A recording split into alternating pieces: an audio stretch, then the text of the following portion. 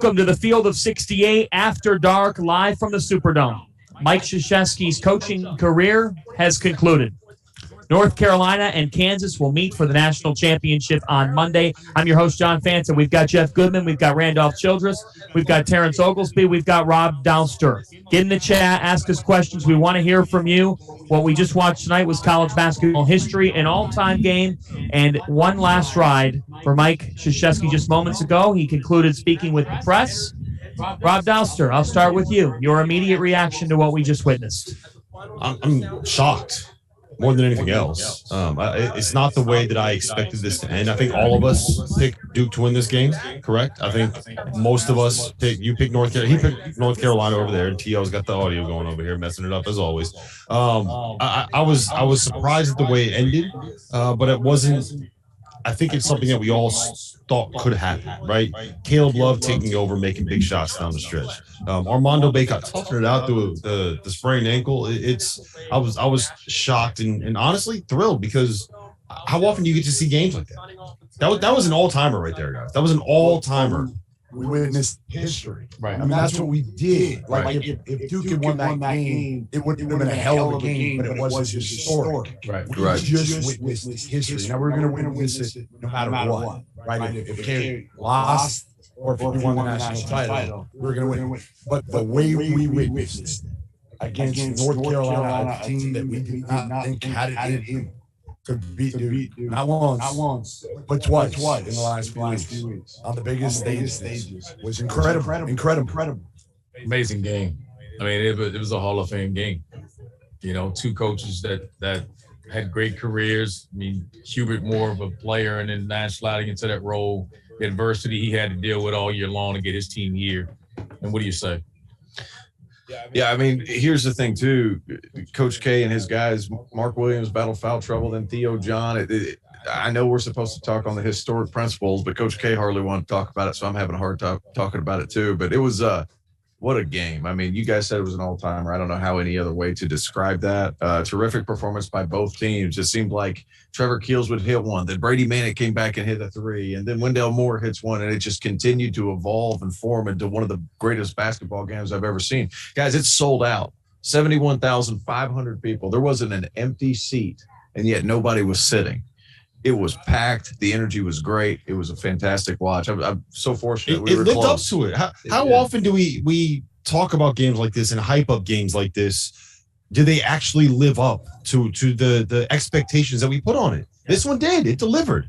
To our viewers who are just joining in and catching up on everything that happened after the game, we were just in the press conference. Mike Krzyzewski just rode off on a golf cart down the hallway. Jeff, what was your takeaway from the news conference that we just witnessed?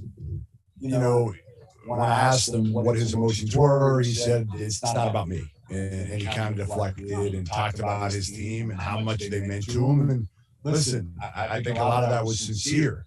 I think this team did mean a ton to him because they took him to the final weekend of the sport's greatest stage. Did they give him a national title? I don't know, but again, he of all people knows how difficult that is, right? But I wanted to hear his emotions about him, what he was feeling, and he didn't pour any of that out. I just feel bad because, listen, I know as I'm getting older, and I'm not nearly as old as him, I'm getting more emotional. I know there was emotion in there, and I wanted to hear it, what it meant, what he was thinking. Sure, he was thinking about his players, but he was also thinking about this was my final time walking off that court. I think he accepted that probably a while ago. So there could be some genuineness in him saying that. He probably doesn't know how he's feeling, right? I mean, this will sink in when the season ends right now for him. It's been like the last 43 years, whether it's a national championship, Final Four, he's done it all. So now that it's over, it probably won't hit him until the next coming weeks when it's like, hey, he's not going in the office. He's not recruiting. He's not doing any of those things that he normally does. Then you'll probably see more emotion. But right now, you see those kids reacting the way they react. I don't care who you are. That's just going to be your natural reaction. Worry about your players. I thought we were going. There's another one. Okay, pass that mic over there. I'm going to two. I'm tired of hearing everybody talk about it. So, and you guys share that mic there. We're working through some audio. Are we good now? Producer Dagan stepped in and got it covered. Plug it in the side there. I'll take that.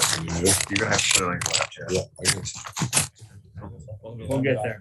All right, we are we're working through some audio stuff. We hear you in the chat. We see you in the chat.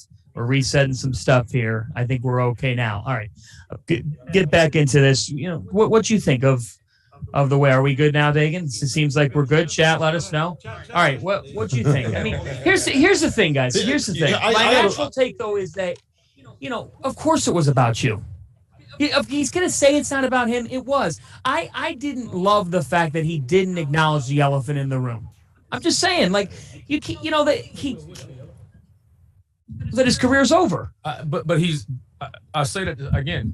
We say that like we're expecting this him to be all emotional. Yes. I was expecting But what that. happens when you've already accepted that? When he made that announcement a year ago, you knew this was going to happen. I don't think he knows how he's supposed to feel.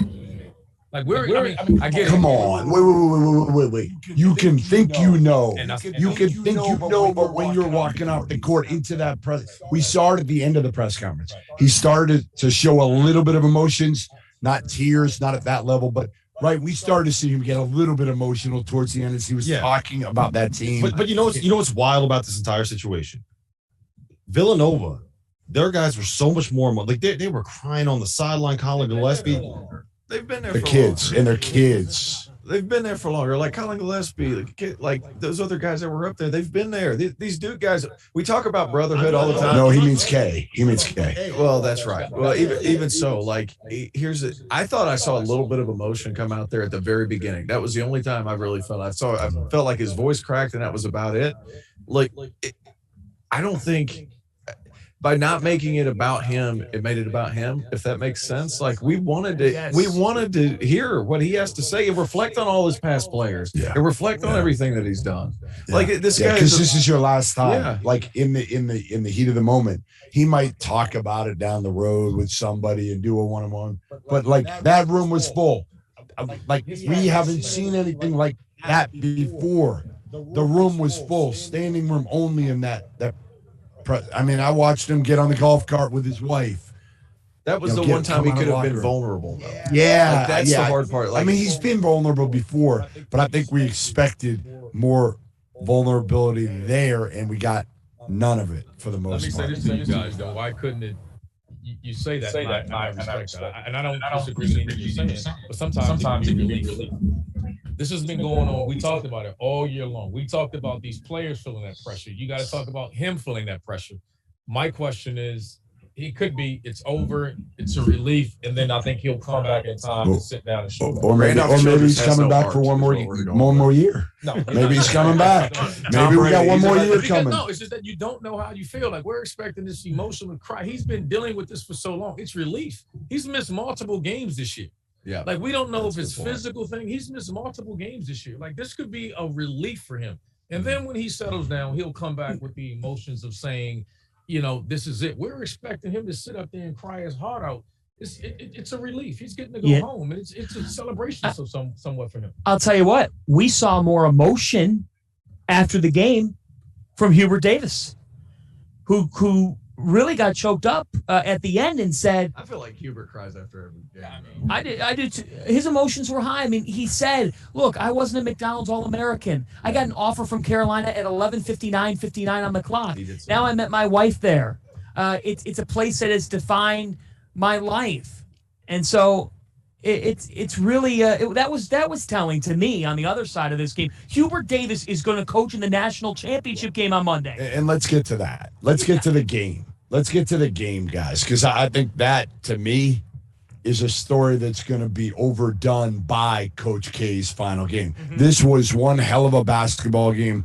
How did Carolina come out on top in this one? I mean, Caleb Love was elite level Caleb Love, except for the air ball, which, yeah. I mean, he's got big cojones. He wants it. And he made big plays, and Baycott was good. And, they got Mark Williams in foul trouble. And that was absolutely huge. Yeah, and get this.